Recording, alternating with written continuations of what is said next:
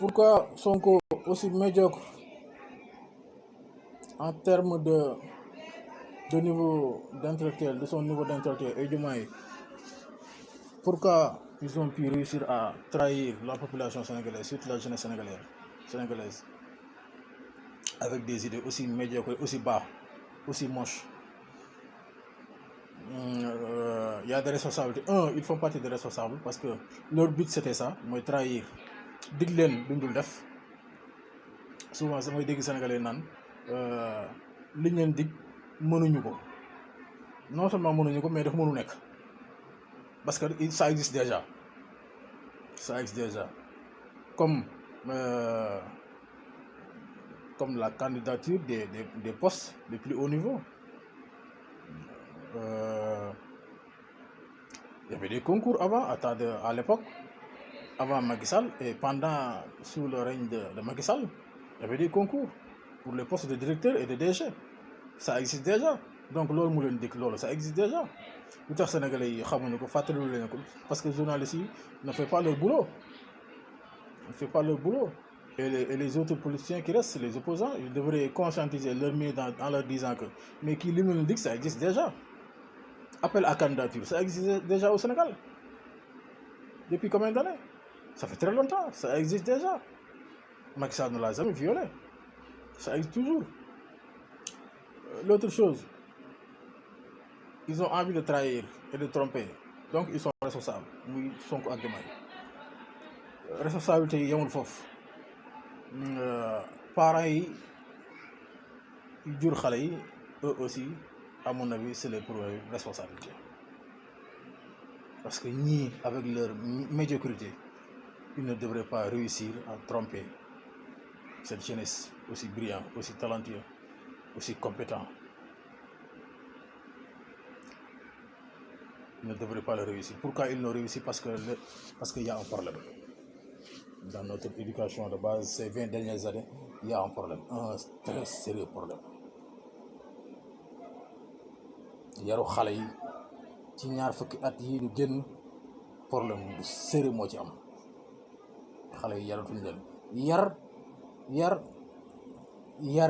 nite. Xale bu ñu ko yaree non seulement dafa war a yar mais dafa war a nite. Man Sonko et Diomaye, ils n'ont aucune chance de me rouler dans la farine. Ils n'ont aucune chance. Parce que yar nañ ma fa ma war a yare, jur nañ ma fa ma war a juree. Ils n'ont aucune chance. Heureusement, je ne suis pas du tout né en 2000. Heureusement. Mais ceux qui sont nés ces 20 dernières années, ni réussir à le rouler dans la farine. Ça veut dire que les parents n'ont pas joué le rôle. Les parents, ils n'ont pas fait ce qu'ils devraient faire. Ils ont failli. Ils ont failli leur responsabilité. Ils ont failli de leur mission. Les parents de ces jeunes, ils ont failli de leur mission. bu leen jël responsabilité bi encore gàll ko ci mbaggu xale yi déedéet dañoo dëgër bopp dëgg la mais ku leen yar ba ñu dëgër bopp dañ leen a yar ñi leen yar ci kër lañ leen yare ci kër lañ génne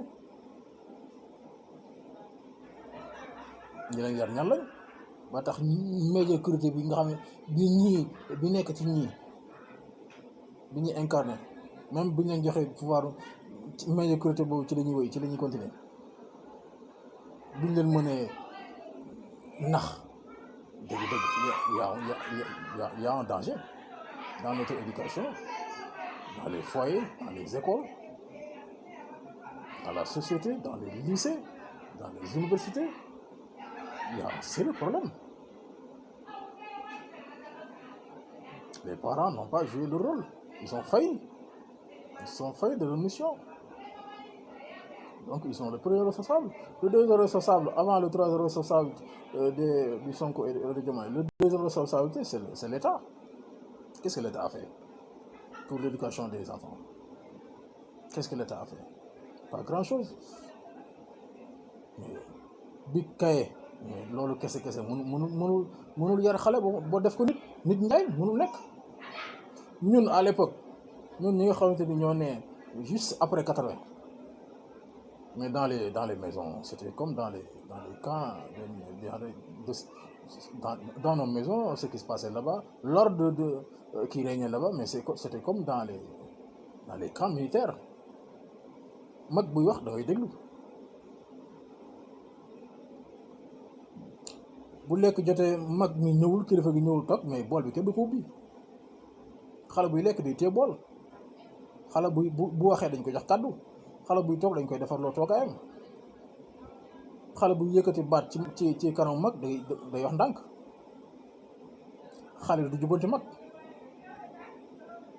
xale du yóotu ndawal dañ ko daan tegal xale di daan ñibbi si heure xale bu jógee di dox mag jóg di dox xale day taxaw mag mi romb xale buy jóg di dox jaar ci mbedd dajak mag day taxaw wëlbati ko mag mi jàll mu door a jàll mais c'est ça qui s'est passé dans les camps et je pense que ça se passe toujours comme ça là-bas dans les camps là où on éduque nos forces de l'ordre c'était comme ça c'était une sorte de comme genre de service militaire dans les foyers. Ce que je suis en train de vous rappeler là, nous l'avons vécu à l'époque quand on était des enfants. C'est comme ça qu'on nous éduquait. La moo tax loolu moo ñu def ay nit avant ñuy dem école ba gis nga toute cette rigueur qui se passait dans les foyers nga jóge fa dem école mu continuer nga jóge fa ñëw ci mbedd bi loolu day continuer mais loolu moo ñu def ay nit loolu moo ñu def ñu doon ki ñu doon di bañ di bëgg lu jar a bëgg di bañ lu jar a bañ mu jaral ñu lépp mais loolu amatul ces 20 dernières années donc à cause de ça ces médiocres là ces politiciens ils ont réussi à enrôler ces enfants là et de le faire rouler dans la farine. Sinon ils n'ont aucune compétence, aucun savoir-faire, aucune maîtrise, aucun talent et potentiel, mais pour nous niquer comme moi ou bien mes amis qui sont là-bas au pays, plus précisément à Dakar mënu ko parce que dañu jaarale fi ñu war a jaarale. Donc l'échec c'est qui? L'échec il est global. Ça débute sur les parents, après les parents l'État, après l'État les maudits politiciens. Donc le mal il est profond. Le mal il est profond. loolu tant que lijjantiwuñu ko mais ñi même fi jógee mais ñeneen bu ñu ñëwee dañ leen di arnaqué waat dañ leen di naxaat. Donc l'État il a sur mes réflexions et la vision que j'ai, l'État a une énorme part de responsabilité de réinventer une autre façon d'éduquer les enfants après les maisons, dans la société et à l'école. Parce que c'est la responsabilité de l'État. Si les parents ne veulent pas prendre leurs responsabilités, mais l'État, il a l'obligation de prendre ses responsabilités, d'éduquer ses enfants et de le protéger. C'est la meilleure façon de protéger ses enfants, ses concitoyens, ses citoyens là-bas. Mais ça ne s'est pas produit comme ça. Ça ne s'est pas passé. L'État a pensé que le rôle parent est là. Peut-être il a démissionné depuis longtemps. Les parents, je n'en parle plus. Ils pensent que quand ils achètent une gadget comme une marque de smartphone en leur donnant un enfant, là, ils watchent un mom. Pareil, et la réalité est toute autre chose. La réalité nous a montré que, mais ils ont pris la fausse route. Les parents, ils ont pris la fausse route. Donc eux, ils ont démissionné depuis très longtemps. Ça fait plus de 20 ans, 25 ans. Donc dans la rue, qui va prendre ses responsabilités? Où est l'État? L'État qui n'est pas là. Donc arnaque bi ñi arnaque xale day continuer. Donc loolu en tant que jeune qui est ambitieux, futur politicien, moi j'ai des idées pour ça et j'ai déjà noté quelques-uns sur les carnets de notes que j'ai, qu'il nous faut un plan pour les enfants, pour sauver ces enfants-là, les enfants d'aujourd'hui et les enfants de demain, pour qu'ils puissent protéger leur pays. Sinon ça ne va pas, parce que ñii bu mbir yi jaaroon yoon dëgg fi mu war a jaar xale yi mel ni ñu war a mel, julañ fa la ñu war a jula, yàlla fa ñu war a yàlla, ñu xam ñooy ñan. ñii waruñu leen mën a nax ca dëgg-dëgg. C'est malheureux et c'est dommage.